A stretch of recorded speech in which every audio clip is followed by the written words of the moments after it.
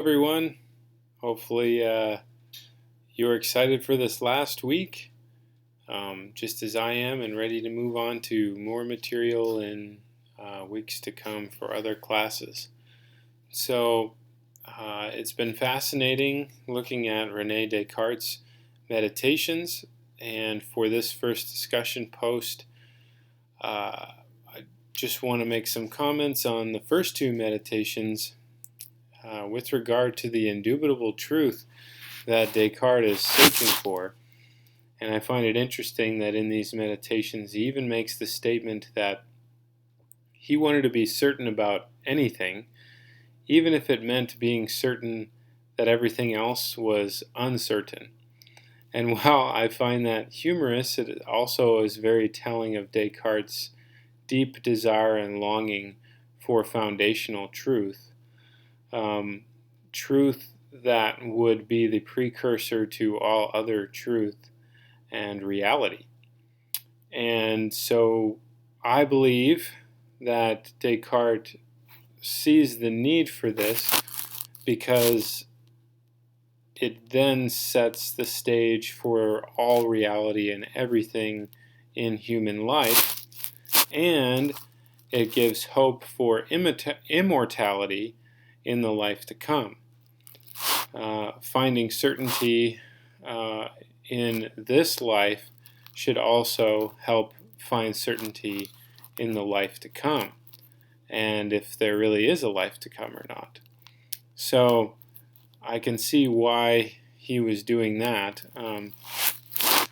And before all these things, he mentions at the beginning of his first meditation that in this Bennett edition I'm reading here, he says, "I was struck by how many false things I had believed, and by how doubtful was the structure of beliefs that I had based on them.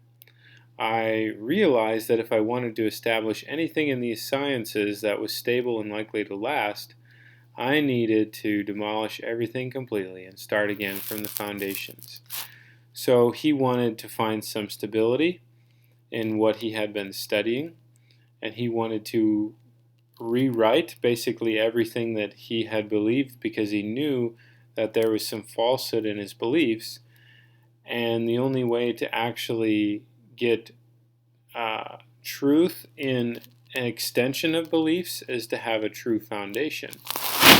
It's a good thing to think about in our lives too, that if there are any areas of falsehood or wrongs in our life, perhaps there is a faulty foundation in how we think or in our doctrine, especially when compared with Scripture, because that is truth. And that's a good foundation to start with. So I found that interesting, and he says further on, actually this is in the synopsis of his meditations, that he was seeking for immortality. So I just lost my place here. But yeah, oh, here it says, "Now the first and chief prerequisite for the knowledge of the immortality of the soul is our being able to form the clearest possible conception of the soul itself, and such as shall be absolutely distinct from all our notions of body, and how this is to be accomplished in there shown." So he desired assurance of immortality of the soul, but in order to reach that assurance, he needed to find certainty in the soul itself. An indubitable truth he was seeking to find.